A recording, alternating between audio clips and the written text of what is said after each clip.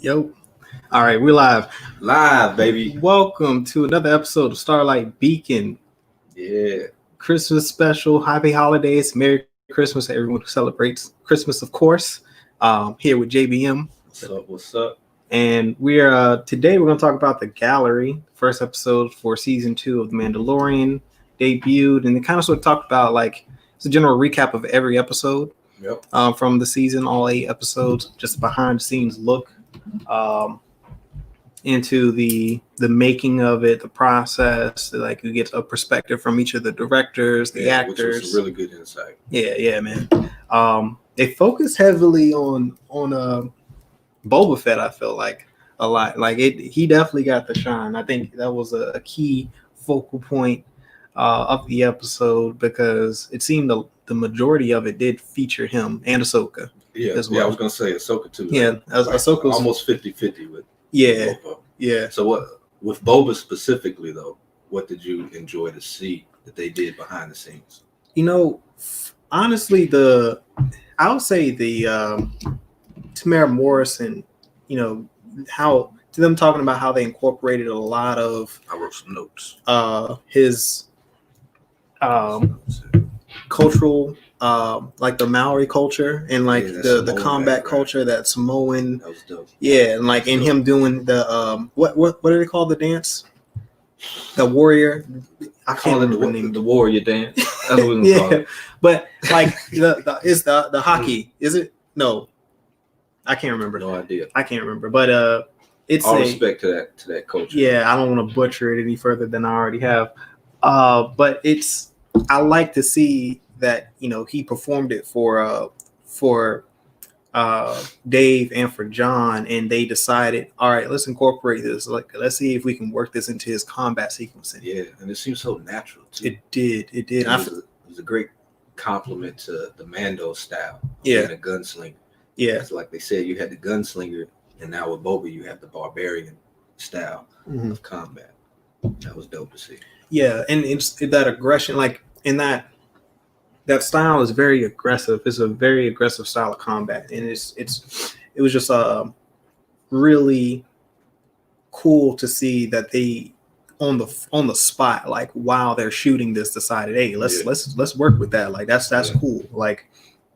And I'm pretty sure, Tamara Morrison did say he enjoyed that, and seeing them behind the scenes too with Robert Rodriguez, and how his mission was to incorporate and make sure that if this is the last time we ever see Boba, it's going to be epic, and it felt like that. He said it was a 3-page scene, or a 3-page script for this Boba moment, and he turned it into a 9-page fighting scene. And if you don't know about scripting, each page is about a minute read through. Yeah. So when you're writing the script, you should be able to read through that page in 60 seconds. So him taking that 3-page script was basically a 3-minute sequence that he stretched out into a 9-minute sequence, and it paid off. Yeah, it paid off. Yeah. Big time. Definitely. Yeah. So what else with Boba? I had another note here about Boba. Definitely. So Slave One, the ship, and the interior of the ship rotates. Yeah, that was sick, man. So they had they set up they didn't have a full rig. They set up a deck. Yeah. With a few chairs, and the rest was digitized. Yeah. That was cool, and it's something I personally didn't think about, how the gyroscopic nature of the ship and it being stationary. I didn't really think about that. And then I remember watching it live, when it happened, I was like, oh, that's so cool, because I just didn't think about it. You know what I'm saying? So I remember seeing it, and I was like, nah, I got vertigo, son. I'm gonna throw up. Yeah, I can't take it. Nah. Oh man, checking the comments here. Yeah, Mom said, "What's up, Gumbo? Merry Christmas." Yeah. So yeah, man, that was so cool. Even them talking about the gaffy stick, and him and Tamara Morrison wanted to incorporate some of the combat of the Samoans into Boba's fighting style. That was also a cool level. Because all of that came through, like it just on screen, like visually it worked. Like I saw it, I felt it on screen. Even before watching this, I kind of felt like that was something that they were intentionally doing. Yeah, it was cool to see the director's vision of how he presented it to Dave Filoni and John Favreau when he did his backyard get up with his son. Yeah, bro, that was figures. It's like being a child, really, like you playing with your action figures, like a middle school project. Yeah, like you in your bedroom with your Star Wars action figures, like, and they had a camera and they just went in and they shot it. Like it was cool, man. It was really cool to see. It was dope. It was dope, man. Yeah. So I think that's pretty much it for the Boba stuff. The next thing is the Ahsoka. Like Ahsoka. Yeah. What did now? She's become one of your favorite characters. Yes. So what were some of your working favorite, current favorite? Current favorite. Is she so she's her encroaching like this right now? Is she encroaching on Qui-Gon, or is he solidified up there? So far, he's solidified. Yeah, man. Yeah, I can dig that. I need a Qui-Gon show. Yo, a Qui-Gon show. Qui-Gon show would be dope. I would definitely check that out. What were some of your takeaways from the Ahsoka stuff? Let me see what I wrote down. So I know with Ahsoka and the lightsabers, that was pretty cool to see how they used, was it external batteries or whatever? Yeah, the design of her sabers changed from the Clone Wars to Rebels, and her sabers in Rebels are, of course, the white blade, of course, is the most noticeable change, but the hilt itself becomes like more slender, and so they trying to make that a practical like effect, and still incorporating all of the internal wiring and like the battery packs and all of that stuff that you got to get in there to get that the lighting right for the saber. Presented a challenge because it's they're usually cylindrical, these lightsaber props, and so like them making it narrow presented a different challenge for them, and they tried different things like the external battery packs, and I don't know if they verbally said what the solution was. All they said was they kind of figured it out, and like they didn't say what they did to get all of those. Yeah, we gotta go back and see what they said. I'm pretty sure. They were like real particular about light and how it reflects. Yeah. Off of faces and off of like the costumes and the environment, all of that. So yeah, it seemed like they had a big detail with how the lightsaber was gonna glow. Yeah, and it does because it's something that they incorporated in the sequel trilogy is when they started using the illuminated lightsaber props that provided that that foreground lighting. Like they're typically the lightsabers just were practical, the light, so they would add it in post, and so it didn't really illuminate the subject matter properly. But it's Star Wars, so we just kind of like, lightsaber's cool, But the way they did it with Ahsoka was like, man, I have to see it in this light. It became a character. Yeah, like this is It became a character. This is a new way to shoot lightsaber battles. Absolutely, and I liked how Rosario seemed to really hone in on the character and want to.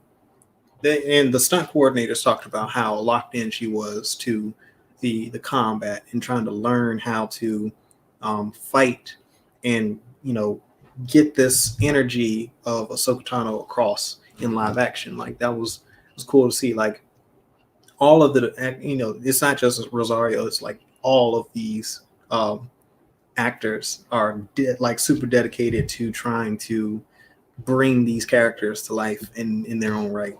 Yeah, and it sounded like majority of them were like fans of Star Wars. Yeah, so they brought that passion on set. Yeah, it showed, and it matters. Like it means a lot. Like you can because it means so much to them. They put so much effort into it on screen, and it works. Like it helps not only the the action on screen and the story come to life, but for the viewers, it is very rewarding. So yeah, a lot of that is to Filoni's credit. It is. It is. Yeah, doing the Lord's work. Yeah. Filoni's attention to detail, like they were with Boba, he was like, Boba would hold his gun this way, angled down. Oh yeah, with the stock, of the elbow. It's like, man, like his detail and his reasoning for bringing Ahsoka into the series was like he wanted to have a reason to introduce that character. Right. Yeah, and it played right into the child. And even he said, to his credit, like, one, he didn't want to get it wrong in the first season, but it also didn't fit in the first season. Like, and that's an important quality, it's an important detail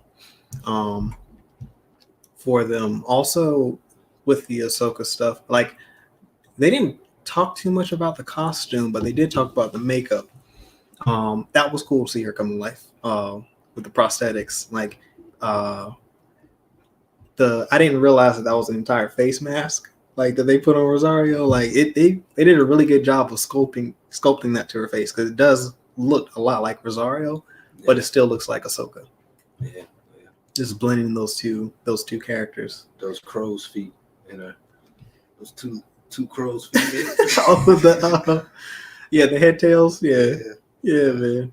That was good stuff. But yeah, that episode was dope.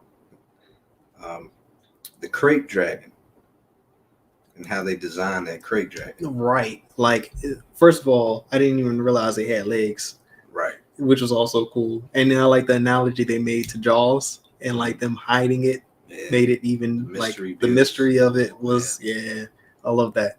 And it was originally smaller, they said, right? Yeah. When they put it on screen, they realized that this isn't as enormous as we thought it would be. Yeah, I think, what did they say, like 150 meters or something? Like 150. Yeah. And they blew it up to 600. Mm-hmm. Yeah. It's amazing what you can see from pre-production and making that adjustment to put it on camera. Yeah. In the scene. It works. Yeah. I mean, it's that imagination too. And like they talked about also taking the skeleton from A New Hope and then trying to flesh that out, and also trying to pull in inspiration from the other lore. Skeleton from A New Hope? Yeah, because you can see the crate dragon, a skeleton of a crate dragon in New Hope. Oh, yeah. So they use that? That's how they that was the guide that they used to build out. To they also used something from episode 5, I want to say, as inspo for something in this series. I forget. Maybe I wrote it down. I want to say it was the spiders. Yeah, the concept art, Ralph McQuarrie. Yeah. And they pull a lot of his old work. And that's credit to Doug Chang, I believe is the name. But he's the art director at Lucasfilm. He's been the art director, I believe, since Phantom Menace. Mm-hmm. And so he pulls a lot of the inspiration from the old Ralph McQuarrie concept art. They've been doing that for since 1997, really. I mean, that's good. Where is this man now? The original, I believe, concept artist. Ralph McQuarrie is deceased, I believe. Oh man. Yeah, he was old. I mean, he was older. He was an older gentleman by the time the originals came out. Anyway, he's. Well, shout out to you, sir. Yeah, I think he's got heirs, and I believe that they're. I'm pretty sure that they own a lot of his artwork. But he's actually done a lot of concept art, not only for Star Wars. I believe he did the original Battlestar Galactica, the concept art for that too. Like, stylistically, like, you can see where he's worked. Like, if you look at that concept art, like, you can go to a lot of the 70s and 80s action films, sci-fi action films. You can see his influences. But yeah, like, he's become more of a pop figure in, I'd say, the last 20 years. Okay. Yeah, I had never known of his name. I was just always, just top level, like, oh, this artwork, these costume designs, all this is dope. Yeah. But I never really knew who was behind it. I think so. When as an artist, because it's Star Wars, started looking into, because I like the concept art. I used to see the concept art of Darth Vader that he did from A New Hope, with the more exaggerated helmet and like just the overall animated style of Vader, and like everything was just super aggressive. And that's kind of sort of where I learned Ralph McQuarrie, and then I started seeing his other work and stuff like, and then Doug Chang being the next version of him, taking and studying a lot of his art, and that's the current guy. That's the current guy. Like the Phantom Menace, if you look at the Phantom Menace artwork, you can see where Doug was influenced heavily by Ralph McQuarrie, because his concept art looks a lot like McQuarrie's. Okay. Yeah. Well, shout out to him too. Shoot. So, yeah, that was all good, and they had George back. He was on set. Yeah, they show. Yeah, he was probably there as like in an advisory capacity. He was. He was. They showed a shot of him holding Baby Yoda in his hands, and he was just grinning ear to ear. I was like, look, he just looks so happy. You know what I'm saying? Like, it was good to show him. And there was a shot with him and Rosario, because George and Dave created that character for the Clone Wars. So that was, that character coming full circle, the journey that she went through, and to see her in live action. Circle of life. Yeah, man. It's good to see. Yeah, it was cool. What's another top moment? Another top moment for me in the gallery, I want to say. Didn't you say you like the light cruisers? Oh, that was a cool thing too. Like, so them talking about the Arquentin's light cruiser, I saw that, the modeling of that. It's dope. Yeah, well, because I noticed the design change for the Arquentins with the hanger, because those, I don't recall them being designed with the hanger on the side, and so them actually featuring that, showing that they had the TIE fighter hanger mounted on the side of the ship, either side, and that's kind of sort of how they stored. I thought that looked new, because I never really seen that before. Yeah, so those models were introduced in the Clone Wars animated show as a complement to the Venator. It's just supposed to be like a smaller scale of the Venator battle cruiser. And the game Empire at War, which is like a 2006 or 7 game, which is still like a very popular game in the Star Wars fandom for gaming. It's got a strong modding community. It's a PC game. Like, they've modded a Clone Wars campaign into it, like modeled Clone Wars characters, like the Stormtroopers, the 501st Division, which is Anakin's, the 212th, which is like that's Obi-Wan's. They've given Mace Windu his own division. Like, I don't know where these people. Detail. Yeah, and so like they created models for the ship, but none of them have like actual hangers. So I'm betting like after this, I guarantee you that there's a bunch of modders right now reworking that ship for the game to have a hanger capacity. How popular is that game? This is the first I've heard of. It's like a cult favorite, kind of, sort of. Like, it's one, it's a real-time strategy, so that already lowers the number of people that play it actively, because you gotta like Age of Empires, Stronghold type games. And it's actually cool. Like, I like that game because it's one of the only ones that you can play both the space combat and the ground combat. Like, you're in control of both armies, like your space and building your fleets, and also your ground units. Normally, if you've got a game like that, one of those elements is simulated. Like, if it's focused on the ground combat, then the space combat is just simulated. You still have to build your troops, but you don't actually get to control both elements. That's the only one that I know of that you can do both. Makes very long, drawn out campaigns, but like, it's fun. It's fun. So when they come in with a Mandalorian game, that's got to come. It's got to. I mean, there's no way they're not going to. I wouldn't be surprised though if it's the. Do you think we get a Mandalorian game before we get a Boba Fett game though? Because my money is on the Boba Fett Mandalorian game would include both. I think you get Mando, you get Boba, you get Bo-Katan, and possibly Sabine. That's interesting. I could see that, but I think that the Boba Fett game, it's kind of you can eat this. There's a lot more you can do with the Boba Fett game because you could put the Boba Fett game in like the original trilogy. You know what I'm saying? And it's his adventures prior to the films, like especially if they don't want to spoil anything for the show, because we know we got the Boba Fett series has been officially announced. And then you got Mandalorian season 3, December 2021, right? Yeah, December 2021 for Boba Fett, and then 22 for season 3, Mandalorian. Yeah, it's rumored to be a time jump too for season 3 of Mandalorian. It's not going to pick up right after the How events. much of a time jump? Don't know. That's just the rumor. Oh, yeah. Could see the child. What's the? It could be. Yeah, I mean that's a possibility though. Like for real, like the child being a full, like a fully fledged Jedi Knight by the time we see him again. That would have to be like 50 years though, right? A full Maybe. Jedi Knight.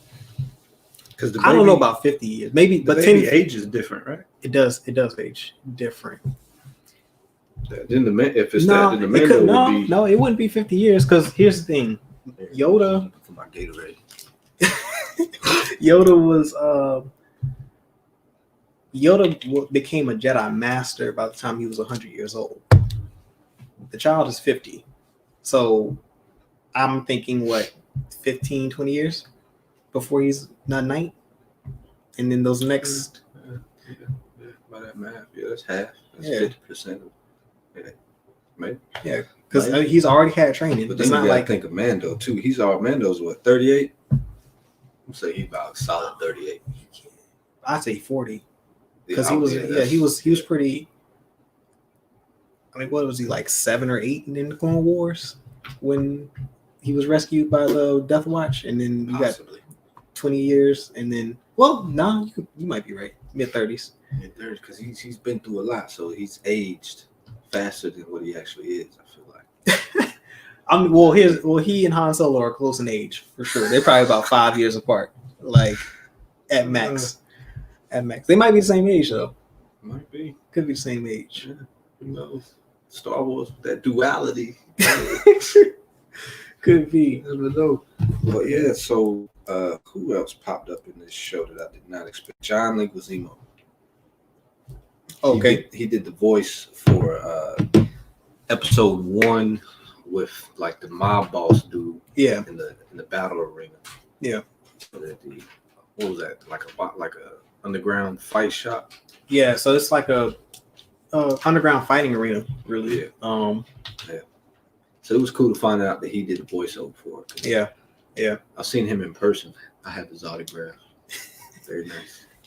Another cool thing about that too, like the directing and how they direct the actors on screen is always cool. It's just something cool to see. Yeah. I think the way John directed him on that, just giving him the point that it's kind of like,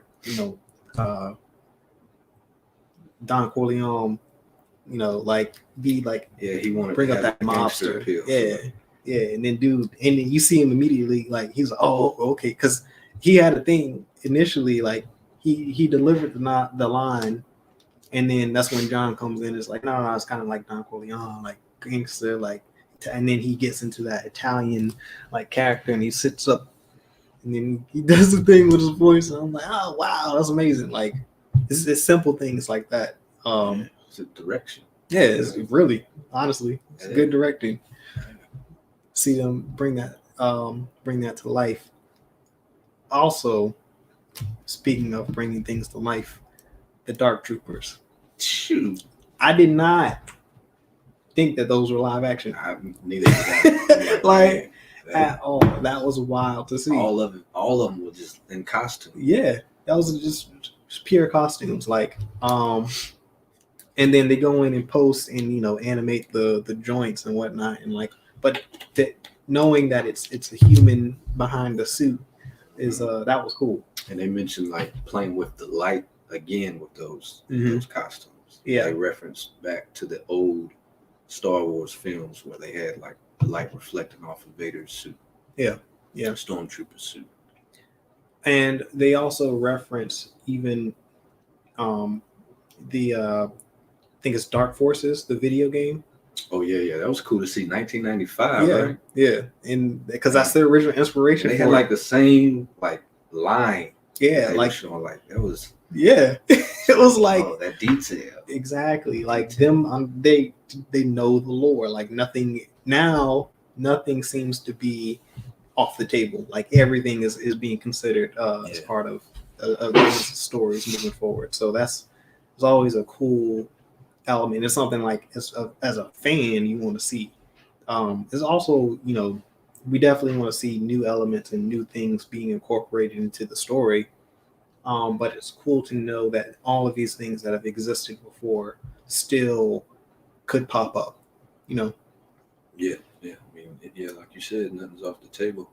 Yeah, it's fun. It's fun to speculate if it makes sense. Yeah, if it makes sense, then it's a high possibility. Exactly. That's based on what like Filoni was talking about. And that's the thing. That's what I've been saying in the episodes. Like it's like the difference between continuity and fan service. Like fan service is just I'm going to incorporate this element into it because it's something that fans love, versus let's plug in this character or ship, what have you, because it makes sense for the story. And it adds and furthers the story that we're trying to tell. Big difference. Subtle on the surface, but like what they've been doing in The Mandalorian shows that,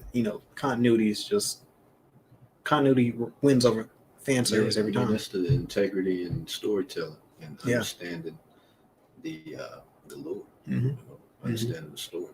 Yeah. I mean, because you don't have to reinvent the wheel every time. You know what I'm saying? Like there are elements of these stories that they're trying to tell have already been told before. So just make them make sense in this format and put a new spin and a new twist on it, and make it serve the story that you're trying to tell, and it'll come across flawlessly. Yeah, it will. Did you know the actress that played the frog lady also did Krill? Oh, I didn't notice that. I didn't notice. Yeah, I didn't pick that up. I was like, wow. Yeah. It's like two completely different styles of movement. Yeah. Like that actress, she's got some range. Yeah, she does. And she brought those characters to life because they seem very humanistic. Yeah. It's anthropomorphic, I believe. Is the word, I think. Arachnophobia. Arachnophobia. Speaking of arachnophobia, those spiders, man. They made a detail too to where they didn't want that ice planet or that area to look like Hoth. Yeah. I thought that was a cool call out. So they used more like glacier. Yeah, they said because it's maybe it's not an ice planet, it's more of a glacial planet, and so they changed the palette. Said that, I was like, tomato. What? Glacier is technically ice. Yeah. What do we get that? Yeah. But I can dig it. Yeah. I like the distinctions. Yeah. Well, and then it helped too with the editing that they visually showcased what they were talking about, because it's like the Hoth planet, like the palette changes, right? Like with ice caps, you got there's more blue in the palette than with the snow water. They should have said snow planet, but yeah. So that was Hoth was the snow planet. Yeah, Hoth is the snow planet, and then the planet that they go to in season 2 is the glacial planet. Ice caves and things of that nature. Big difference scientifically. Big difference. What else? Oh, Moff Gideon, and the way they were talking about how he worked with the Darksaber. Okay, so I feel vindicated. I was about to say, before we even get into that, because you weren't a fan I was not. of the fighting. Yeah. And so what did that do for you? It vindicated me, because I was like, there was no sense of combat training in Moff Gideon. Yeah. And it felt like a letdown, because I'm like, they ended the season with him coming out of that TIE fighter with the dark saber. Yeah. So I'm like, yo, he must have been bad with something to get that dark saber. And then he fights the Mandalorian, and it's just like, what is this? It's like a child swinging a bat. And in that show, they said all it was like rage and him having a dark saber. Basically. Yeah. So and like, exactly what came across. No combat training. Yeah. So it was like it's a confirmation that it was intentional. Yes, I be knowing. I see and I know. Yeah, and I think they also knew that Dorian, what's up? What's up? We also knew that with I lost my train of thought. The dark saber. With the dark saber and with Moff Gideon, that he's ISB. We don't really know what his back. We knew he was an officer. Yeah, but we didn't know his skill set. Exactly. So with him having that dark saber, one could assume that he was going to be good with it. He had some type of combat training, but they confirmed that he did not. Yeah. And it was cool to see that they just kind of, they intentionally, put that element in there because it was an important part of the character, in that part of the story. I guess his rage is important for oh yeah, character. Absolutely. Like, and into the dark side. Yeah. It's not. I don't think it's going to be the last time we see the character either. Nah. I feel like he's going to be one of those weasel his way out of things type of character. I feel like he's going to be in the Rangers of the New Republic show. I can see that. I just feel like it makes sense for him to be like, because they're going to take him, they're going to lock him up, they're going to question him, interrogate him. It's going to have some like, but he has some like Joker scenes in Dark Knight. Marv. Yeah. I feel like Marv, he's not going to talk as much as Joker did. No, but he's got some of that edge, though. He's got some of that edge. He's not broken. He's not broken as like as the Joker is, but like he's got that edge.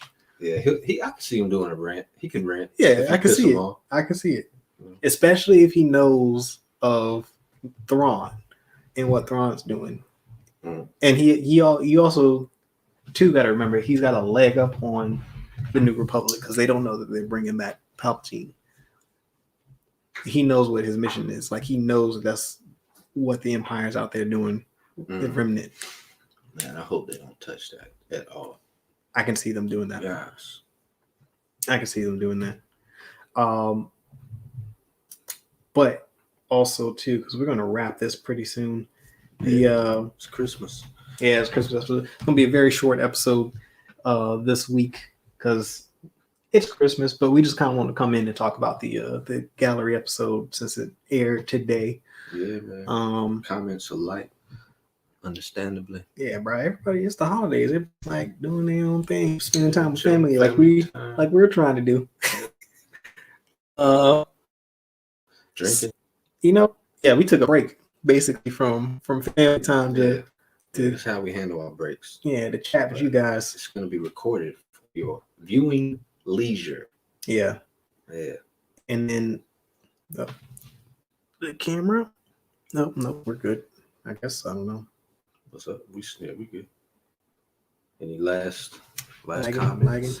Okay. So yeah, my closing is season 1 to Boba. Like, it's like the last talk about in this episode. Again, it's the Gunslinger episode when they tease Boba Fett walking in, and you got Dave Filoni and Jon Favreau behind the scenes talking about that moment and how the fans are going to receive it. And then Dave and John are like, oh, they're going to hear the spurs, and hardcore fans are going to be like, oh, there's Boba Fett. And then everyone else is going to be like, nah, it's probably Mando. And like, literally what happened, what they predicted is exactly what happened, because people were split about who that was that made that cameo appearance.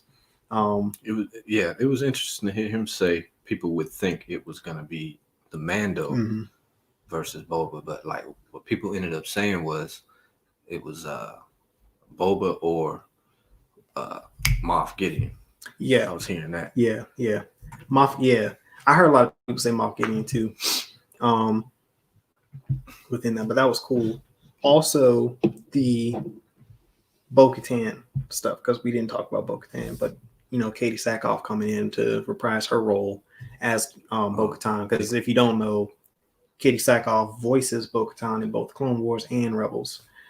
So I knew that they were going to bring her in because she's a bona fide actress, and she would bring the physicality needed to Bo-Katan on screen. So she was just a natural selection. Like in my opinion, the only way that they weren't going to get her if she was unavailable. That was just the only way. And you could tell that they modeled the character after her likeness, because it wasn't like it's not a harsh transition from animation to live action with that character. Yeah. I mean, that speaks to what I've noticed most about watching the gallery was the detail and the integrity behind the visual storytelling and the stage design and costume design and all that. It really showed out on screen. And it was good to see the how they did it.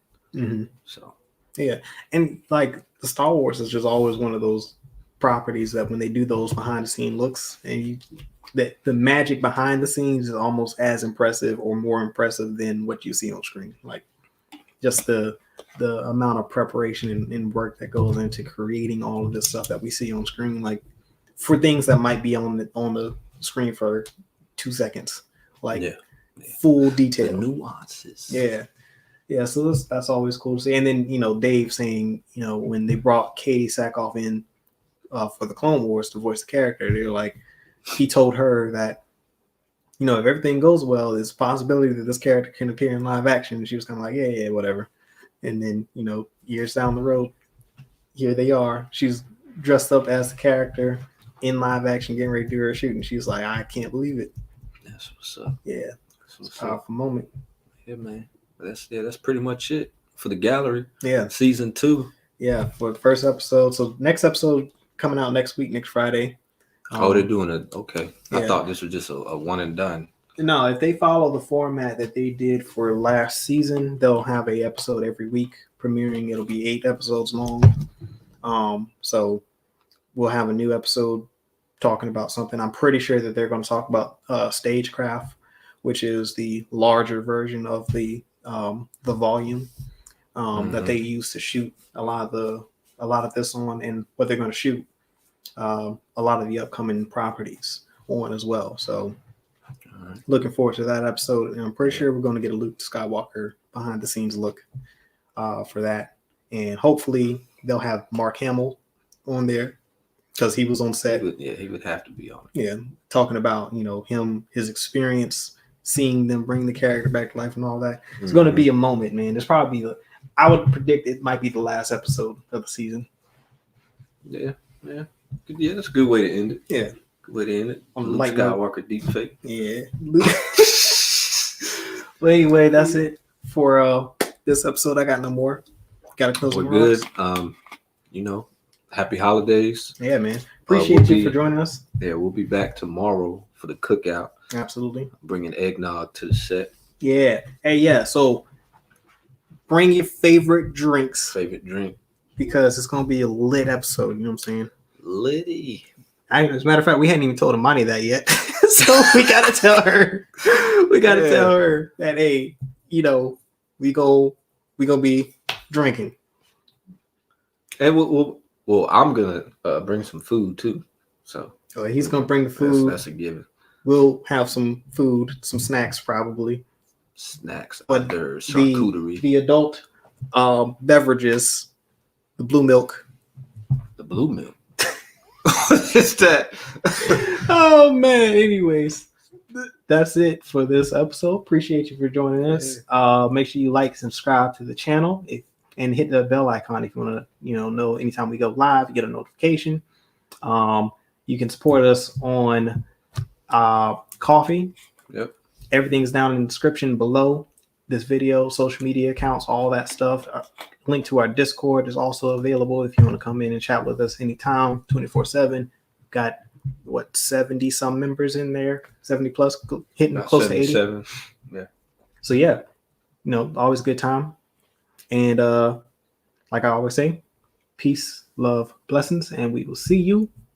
Or maybe, God, I messed that up. Wow, I messed it up. Let me start over. Just close it out, Peace, bro. love, blessings, and may the force be with you always.